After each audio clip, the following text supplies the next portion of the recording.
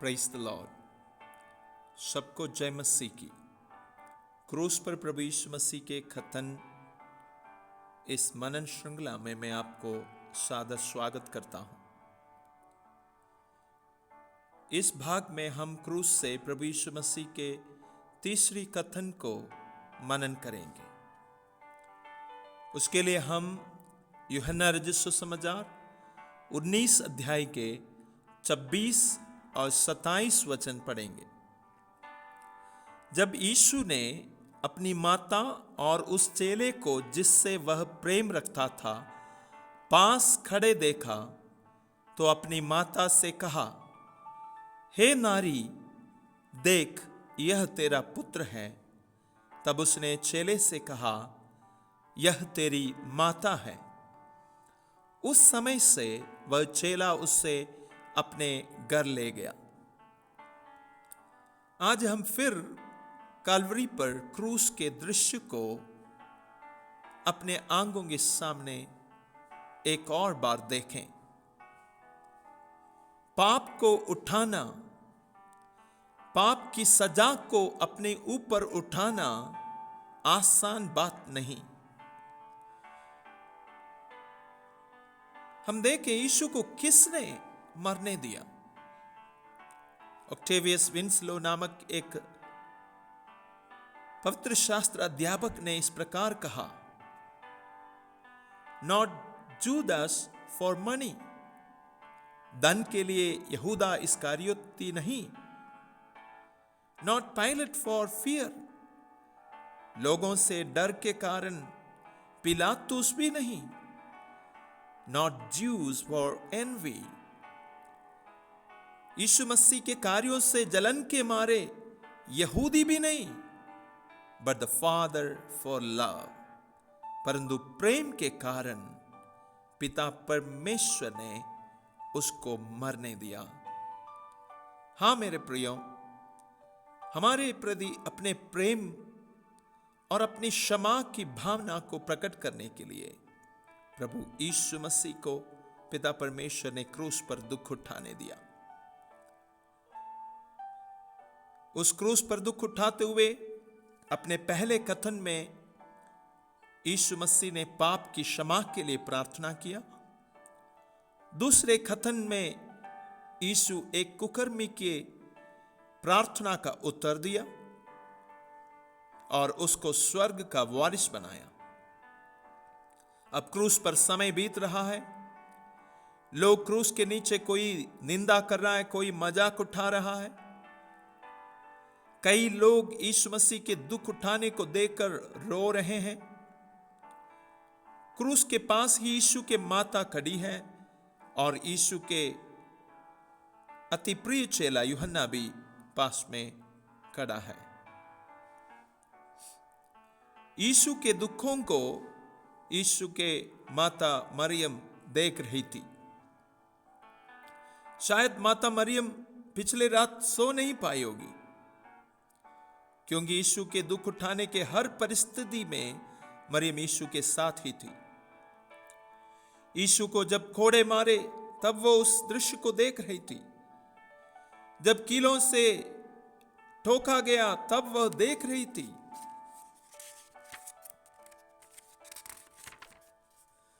इस कथन में यीशु अपने माता को स्मरण रखता है।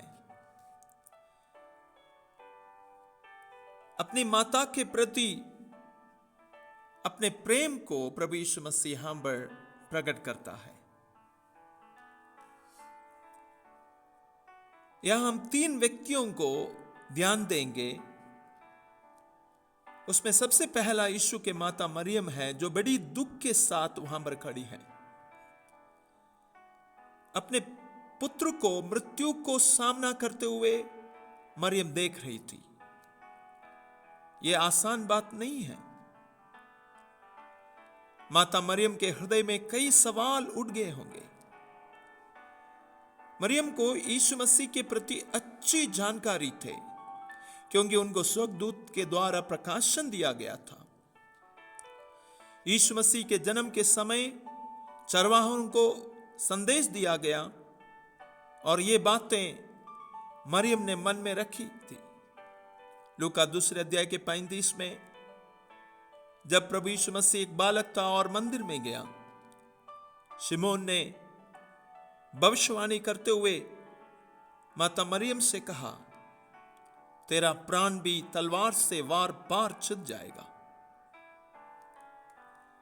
मरियम कैसे ये दुख जो सबसे कठिन है सामना किया होगा। मरियम अपने आप को परमेश्वर की इच्छा के लिए समर्पण किया हुआ एक व्यक्ति थे। लूका रचित सुसमाचार 1 अध्याय के 38वें वचन से हम इस बात को समझ सकते हैं। वहां पर माता मरियम कहती है, देख मैं प्रभु की दासी हूं, मुझे तेरे वचन के अनुसार हो। देख मैं प्रभु की दासी हूं, यह कहते हुए परमेश्वर की मर्जी के लिए माता मरियम ने अपने संपूर्ण व्यक्तित्व को समर्पण किया। और यही समर्पण के कारण इस दुख और कठिनाई के समय में वह बड़ी हिम्मत के साथ उन बातों को सामना कर पा रही है। यह परमेश्वर की इच्छा थी कि यीशु मरियम के द्वारा इस जगत में आए, और यह परमेश्वर की इच्छा है कि प्रभु यीशु मसीह सबके लिए क्रूस पर दुख उठाए।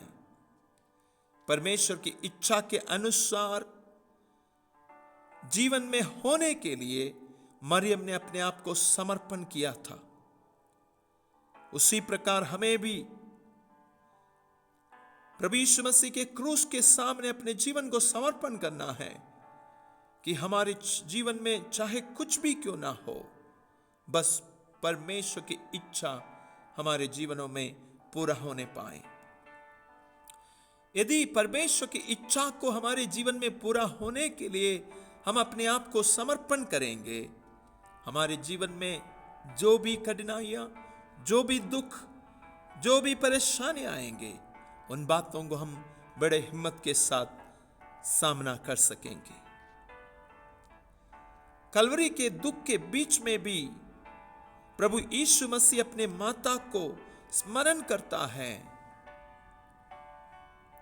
और अपनी माता मरियम के लिए यीशु मसीह सोचता है। हाँ मेरे प्रियो, इस कथन में हमें यह संदेश देता है, यदि आप और मैं परमेश्वर की इच्छा पूरा होने के लिए अपने आप को समर्पण करते हैं, तो प्रभु यीशु मसीह हमारा ध्यान रखता है, वह हमारे लिए सोचता है, वह हमारे लिए जरूर काम करेगा। यीशु के क्रूस के पास मरियम के साथ प्रभु यीशु को भी हम ध्यान दें। जब हम यीशु को देखेंगे, हम जानते हैं क्रूस पर यीशु ही ध्यान का केंद्र है। क्रूस पर पड़ा हुआ वह अपनी माता की ओर देखता है, और उस समय हम नहीं जानते कि यीशु के विचारों में क्या थे। शायद वह अपनी माता की प्यार और बचपन में कैसे उसकी माता ने उसका पालन पोषण किया, इन बातों को स्मरण किया होगा। उसके मन में वो सारी बातें बैतलहम से लेकर, नासरत से लेकर जीवन की हर परिस्थिति में जहां पर वे अपने मां के साथ बिताए, उन बातों को स्मरण किया होगा। यीशु अपनी माता को, उनकी भविष्य को ध्यान में रखते हुए यीशु कहता है, हे नारी देख, यह तेरा पुत्र है। अपने प्रिय चेला के ओर इशारा करते हुए प्रभु यीशु मसीह ने यह कहा, और यूहन्ना से कहता है, यह तेरी माता है। यहां पर हम प्रभु यीशु मसीह के प्रेम को, जो हमारे लिए एक आदर्श के रूप में हम स्वीकार कर सकते हैं, हम देखते हैं। अपनी मृत्यु के समय में भी परमेश्वर की व्यवस्था के प्रति यीशु अपने विश्वास योग्यता को प्रकट करता है। जैसे निर्गमन 20 अध्याय के 22 में व्यवस्था में कहा गया, तू अपने पिता और अपनी माता का आदर करना। यीशु उस आज्ञा को इस कथन के द्वारा अपने जीवन में सार्थक बनाया। जब हम क्रूस की ओर देखते हैं, क्रूस हमें यह संदेश देता है कि हम अपने जीवन के किसी भी परिस्थिति में क्यों ना हो, हम परमेश्वर के वचन के प्रति हमेशा विश्वास योग्य बना रहें। जब हम यीशु की यह चिंता को जो उसने अपनी माता के प्रति प्रकट किया देखते हैं, हमें यीशु का क्रूस के प्रेम यह आशा देती है कि वह हमें से किसी को भी नहीं त्यागेंगे।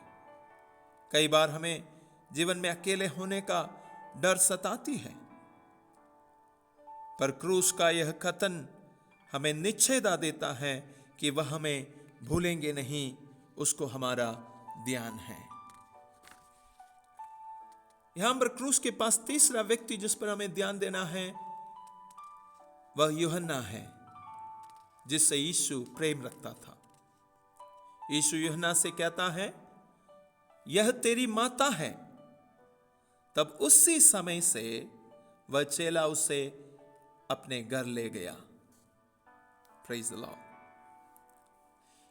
यीशु इस कथन के द्वारा अपनी माता के लिए एक भवन का इंतजाम किया।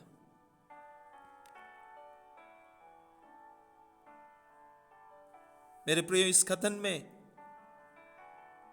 प्रभु यीशु मसीह हमारे लिए उस भविष्य की आशा को प्रकट करता है कि जो कोई प्रभु यीशु मसीह से प्रेम करते हैं उन सब के लिए वह एक घर को तैयार कर रहा है।